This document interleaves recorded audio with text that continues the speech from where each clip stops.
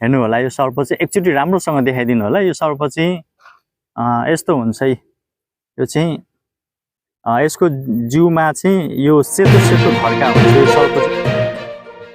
दर्शकबिनहरू नमस्कार, म दीपक नेपाल। आज तपाईहरुलाई चाहिँ म एउटा सर्प देखाउन गइरहेको छु। यो सर्प चाहिँ अलिकति बेग्लै किसिमको छ। यसलाई चाहिँ इंग्लिशमा चाहिँ कमन क्याट स्नेक भनिन्छ भने नेपालीमा चाहिँ बिराले सर्प भनेर चाहिँ चिनिन्छ। यसको टाउको हेर्नु होला यहाँ।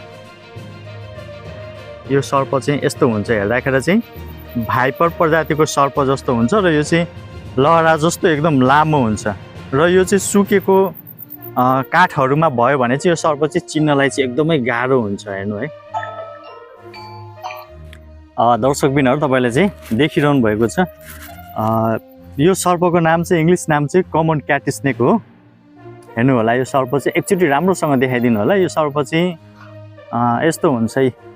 यो चाहिँ यसको जिउमा चाहिँ यो सेतो सेतो धर्का हुन्छ। यो सर्प चाहिँ खैरो कलरको हुन्छ अनि सेतो सेतो धर्का हुन्छ अनि यो यसको टाउको चाहिँ उ जस्तो देखिन्छ, के अरे भाइपर प्रजातिको सर्प जस्तै चाहिँ यसको टाउको चाहिँ देखिन्छ यहाँनेर यो टाउको चाहिँ।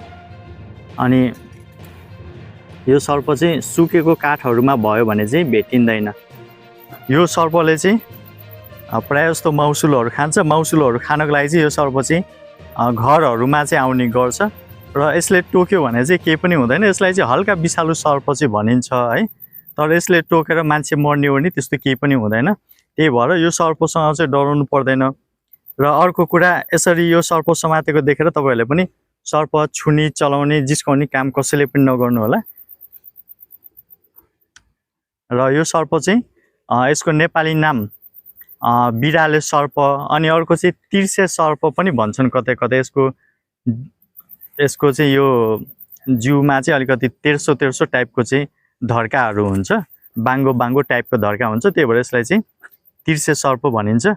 र अनि यो सर्प चाहिँ विष नभएको सर्प, हल्का विषालु सर्प भनेर चाहिँ चिनिन्छ। र यसले टोकिहाल्यो भनेदेखि मान्छे मर्ने ओर्ने त्यस्तो केही पनि हुँदैन है। र यसको इंग्लिश नाम भनेको चाहिँ कमन क्याट स्नेक हो। कमन क्याट स्नेक, नेपाली नाम बिराले सर्प र हिन्दी नाम चाहिँ इन्डियामा चाहिँ यसलाई बिल्ली साँप भनेर चाहिँ चिनिन्छ। यसको आँखा चाहिँ अलिकति ठुलो ठुलो किसिमको हुन्छ, बिरालोको जस्तो। त्यही भएर यसलाई चाहिँ बिराले सर्प भनेर चाहिँ चिनिन्छ।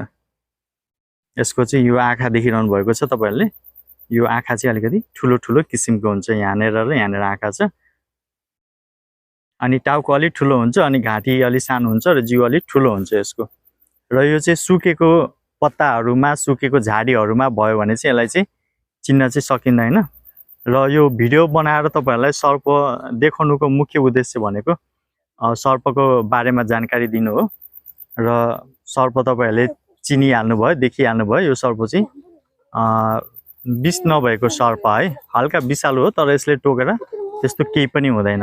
हल्का विषालु प्रजातिको सर्पमा चाहिँ पर्छ तर यसले टोकेर चाहिँ केही पनि हुँदैन। र यसलाई चाहिँ म अब छोड्न गइरहेको छु। यो चाहिँ जंगलतिर चाहिँ जान्छ यसलाई छोड्यो भने चाहिँ। यो चाहिँ रुखमा बस्ने सर्प हो र रातिको समयमा चाहिँ प्राय जस्तो चाहिँ यो सर्प चाहिँ निस्किन्छ। र अहिले पनि रुखमा नै गइसक्यो, तपाईहरुले चाहिँ देखिहाल्नु भयो। रुखतिर चाहिँ बस्ने सर्प हो, रातिको समयमा निस्किन्छ।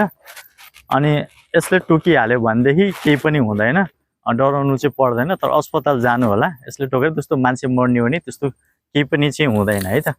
र तपाईहरुलाई जानकारी के कस्तो लाग्यो भिडियो अन्तिमसम्म हेरिदिनु भयो, त्यसको लागि धेरै धेरै धन्यवाद। र अहिलेको लागि चाहिँ यति नै।